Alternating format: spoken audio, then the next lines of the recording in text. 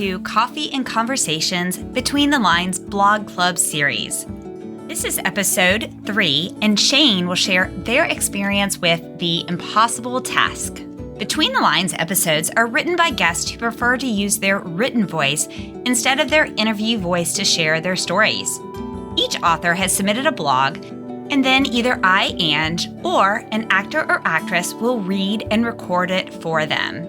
As a reminder, the views expressed in any blog are the views of the author, and the purpose is to provide a safe place for the author's voice to be heard. So, what are we waiting for? Fill up your coffee, sit back, and let's get started.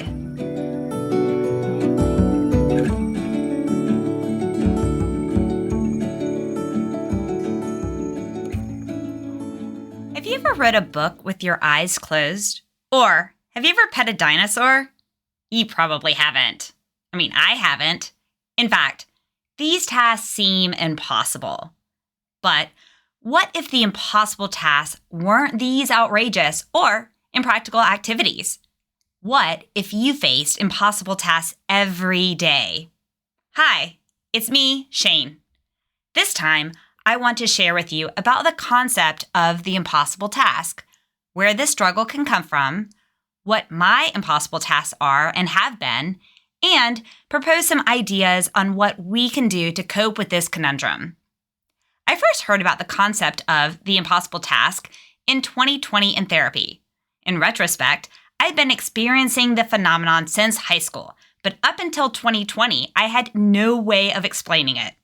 On Twitter in 2018, a thread about the impossible task grew and grew. The idea was that depression isn't just about sadness, but it also comes with the struggle to do everyday, mundane, or even simplistic activities. These impossible tasks could be things that someone had easily done before their depression developed. They could be things that someone had done many, many times before. They could be things that other people do without effort or thought. For me, my impossible tasks can change and develop. A few of my previous and current impossible tasks include making my bed, brushing my teeth, making or returning phone calls, opening mail, and there have been, and truthfully will be, many, many more. Let's take my example of opening my mail and walk out this concept a little. I get a few pieces of snail mail every few days. Some is important mail, like from my bank, my insurance, or my health clinic. Some are less important, such as coupons, reward reminders, advertisements, etc. Regardless of its relative importance, they all come addressed to me. Sometimes I open them as they come and sort, respond to what's necessary, and trash whatever is useless. But when opening mail becomes the impossible task, it's another story. When opening mail is impossible, it piles up. I place it all in one pile, and sometimes even the piles get spread about my room. Some days I ignore them. Some days I stare at them. The longer I let them sit, the more mail piles up, the more impossible the task feels. It feels as though doing the task is too much, as if just starting it is too hard. It's constantly on my mind and my to-do list, but I just can't bring myself to do it. I feel ashamed because it shouldn't be this hard. I don't have the energy. I don't have the motivation. I know I should do it. Sometimes I even want to do it, but I can't seem to just do it already. Why? I can't explain why this one task or any other task becomes so hard for me. Often, they develop out of nowhere.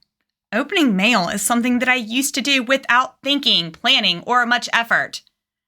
Some factors include depression. A lot of the symptoms that I've experienced from depression can influence this scenario. Lack of motivation, lack of energy, lack of interest. Another factor, anxiety. Fear of what will be in the mail. Anxiety over starting the task. Anxiety over not being able to finish the job. Another factor, chronic pain and illness. When my body hurts or I physically don't feel well, It just makes sense that small things would be harder to do. It's true that these all can play a role in how the struggle with impossible tasks develop. It doesn't explain what chore or activities will become harder or even when this will happen, but it does offer me some comfort knowing that I'm not just being lazy or irresponsible. As the Twitter thread in 2018 made clear, I am not alone in this struggle, and neither are you. Everyone, even those without diagnosed mental illness, can develop these impossible tasks. So, what am I doing about it? Well, the steps I'm trying to take to combat my impossible tasks include, first, breaking it down. The impossible might be made possible if the steps are manageable, right? Hopefully. So, start by making a list. Personally, I love lists. So, I might write down the steps or parts of a task that's overwhelming me. Looking at what steps need to be done in what order. For me, gather the mail, sort the mail, open the mail. After the first list, then look at it again, and if necessary, make the steps even smaller. And that's totally okay. For me, opening the mail becomes open the envelopes with my letter opener, read mail, trash unimportant mail, and save important mail, respond to mail. Maybe making the list is the first step. Check that step off. Look at us making progress already. It might seem silly, but we need to be our own cheerleaders. These tasks are hard. I need to tell this to myself as much as I'm telling you. I do not need to feel ashamed, embarrassed, or in any way bad about needing a little encouragement, praise, or help getting this done. Some things are harder for some people. Some things are harder for a period of time, and that's okay. It's normal. It's not wrong or weak. Second, starting small. I made a list for a reason. There are steps. We don't need to do everything all at once or complete the task in one sitting. It's okay, even good, to take breaks. In my experience, if I do a little at a time and allow myself breaks, I accomplish more in the long run and can even keep the momentum going. Third, asking for support.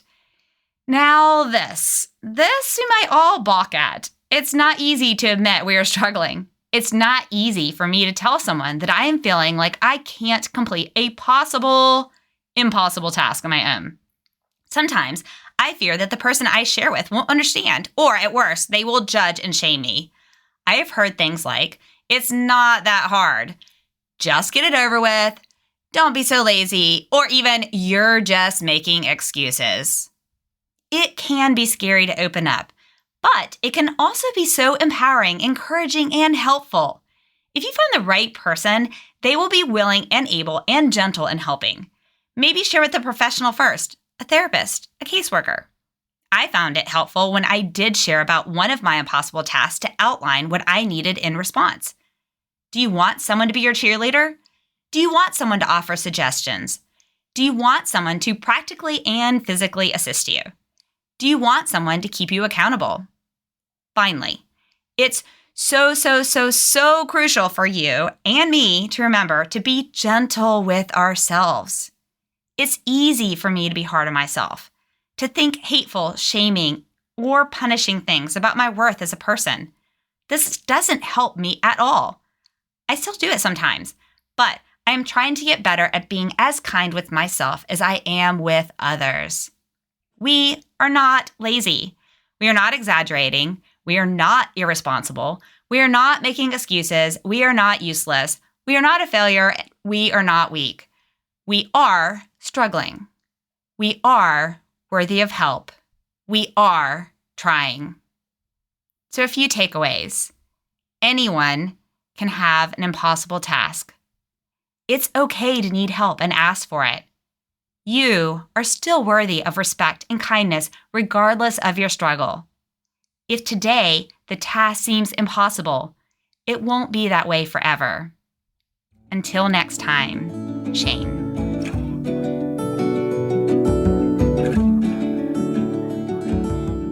You just listened to episode number 24, our third Between the Lines episode, The Impossible Task by Shayne. We hope you have been encouraged or learned something new from today's story. Look for another reflection by Shayne about dissociative identity disorder and a review of the movie Split coming soon. These episodes are written by guests who prefer to use their written voice instead of their interview voice to share their stories. Each author has submitted a blog, and then I, Ange, or an actor or actress will read and record it for them. As a reminder, the views expressed in any blog are the author's views, and the purpose is to provide a safe place for the author's voice to be heard. If you want to share your experiences or expertise, we encourage you to be a future guest by emailing us at podcast@recoveryadvocatenetwork.org or submit a blog post by emailing blog@recoveryadvocatenetwork.org. We also encourage you to comment on the episode so that we can continue to provide content that is most beneficial to the community. If you do, we will give you a shout out. We are proud that every individual working with RAN does so on a 100% volunteer basis. You can support the mission by clicking the love, not like icon on our podcast and subscribing. The reception of this podcast blows us away, and hence we are seeking several volunteers to assist. If you're interested, please email us at podcast@recoveryadvocatenetwork.org. We hope you will also connect with us at www.recoveryadvocatenetwork.org, where you can donate to the mission, read blog posts, and stay in the loop about upcoming events. Follow us on Facebook and Instagram at Recovery Advocate Network and on Twitter at Rand Wellness. So, listeners, pause what you're doing and subscribe. Follow us.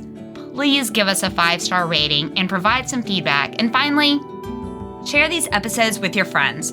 You never know whose hearts you will touch. We already have listeners in close to 20 countries around the world. This month, we added just recently Mexico. Be a part of the reason someone has new hope today.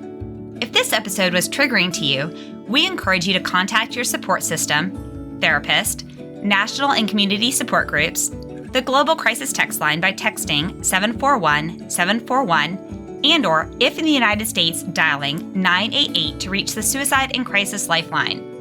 If you're in the United States and need additional resources, such as shelter, support group resources, transportation, food, and/or a safe, confidential path out of physical and/or emotional domestic abuse, call 211 or visit www.211info.org for assistance.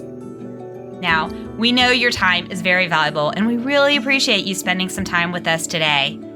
Once again, leave those comments, send us an email. We'd love to hear from you. Alrighty, back to your coffee.